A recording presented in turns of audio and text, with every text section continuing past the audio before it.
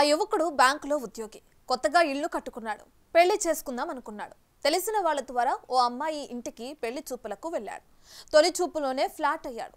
ఆమె కూడా బ్యాంక్ ఉద్యోగి కావడంతో వెంటనే కనెక్ట్ అయ్యాడు. ఆ యువకుడి కుటుంబ సభ్యులు ఆశించినంత కట్నం ఇవ్వలేమన్నా సరే అన్నారు. ఇంకేముంది, అంతా మంచి అని ఇద్దరు ఫోన్ నెంబర్లు ఎక్స్చేంజ్ చేసుకున్నారు. రోజులు తడబడి కబుర్లు చెప్పుకున్నారు. సినిమాలకు షికారులకు తిరిగారు. ఎలాగూ పెళ్లి చేసుకుంటాం కదా అని ఏకం కూడా అయ్యారు. అలా రోజులు నెలలు గడిచాయి. కానీ పెళ్లి ఊసు తేవటం లేదు యువకుడి తల్లిదండ్రులు. ఏం జరిగిందోనని అమ్మాయి బంధువులు ఆరా తీస్తే ఆ యువకుడికి అత్త కూతురుతో పెళ్లి నిశ్చయమైందని తెలిసింది. దీంతో మోసపోయానని గ్రహించిన ఆ యువతి ఆ యువకుడి ఇళ్లు ముట్టడించింది.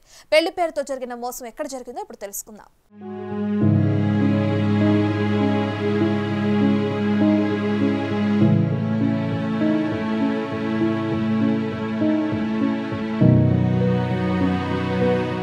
హైదరాబాద్ వనస్థలిపురంలోని మహాలక్ష్మి నగర్లో నివాసం ఉంటున్న నందకుమార్ అనే వ్యక్తి ఓ బ్యాంకులో ప్రైవేట్ ఉద్యోగం చేస్తున్నాడు. అయితే పెళ్లి చేసుకునే ఆలోచనతో కొత్త ఇల్లు కట్టుకున్నాడు. తెలిసిన వాళ్ళ ద్వారా మరో ప్రైవేట్ బ్యాంకులో పనిచేసే యువతి ఇంటికి పెళ్లి చూపులకు వెళ్ళాడు.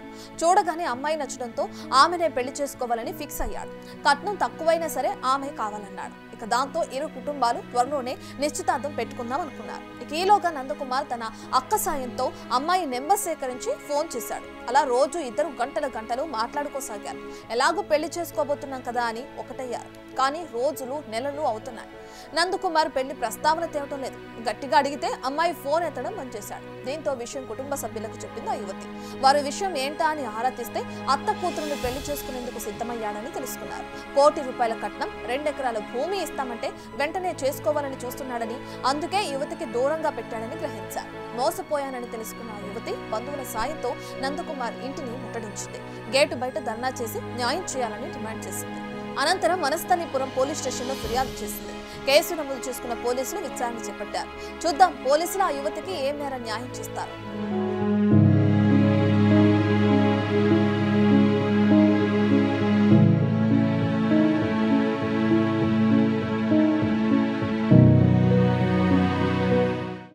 దాదాపుగా ఒక 10 రోజుల నుంచి దాదాపు 5-6 నెలల నుంచి మా అమ్మాయిని, మా అన్న కూతుర్ని నందకుమార్ అనే వ్యక్తి మా అమ్మాయి మీద లైంగిక సెక్సువల్ హరాస్మెంట్ చేసి నిన్నే నేను పెళ్లి చేసుకుంటా అని నమ్మబలికి అన్ని మాయమాటలు చెప్పి ఇప్పుడు వచ్చేసి ఒక 4-5 డేస్ 1 వీక్ 10 డేస్ నుంచి నేను మ్యారేజ్ ఏం చేసుకుంటో చేసుకోండి, మా సొంత మామ కూతురు ఉంది, ఆ మామ కూతురికి నాకు ఒక 2 ఎకరాల భూమి ఇస్తా అని చెప్పారు, ప్లస్ నాకు ఒక ₹1 కోటి కట్నం ఇస్తా అని చెప్పారు, నువ్వు ఎవరో ఏందో నేను చూడలే అని చెప్పేసి మా పాపను సెక్సువల్గా హరాస్మెంట్ చేసి చాలా ఇబ్బంది పాలు చేసిరండి.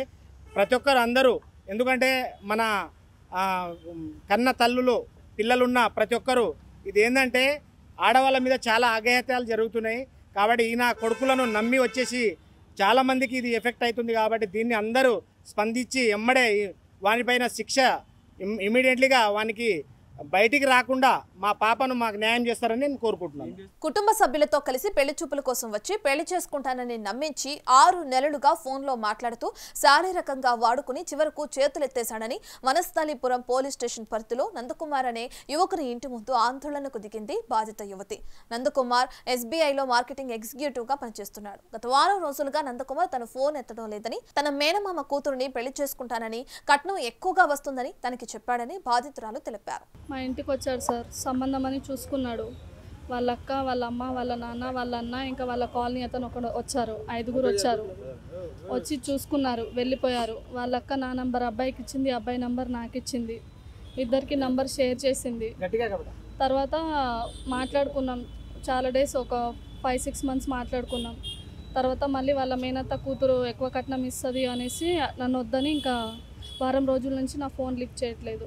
నన్ను శారీరకంగా చాలా ఇబ్బంది పెట్టిండు. నన్ను నమ్మించి మోసం చేసిండు సార్.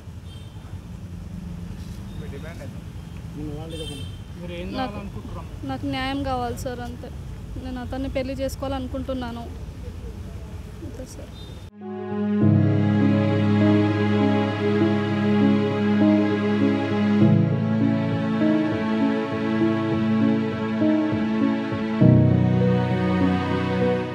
అయితే నందకుమార్ పెళ్లి పేరుతో నన్ను మోసం చేశాడని, తనకి న్యాయం చేయాలని డిమాండ్ చేస్తూ పోలీస్ స్టేషన్లో ఫిర్యాదు చేసింది బాధితురాలు.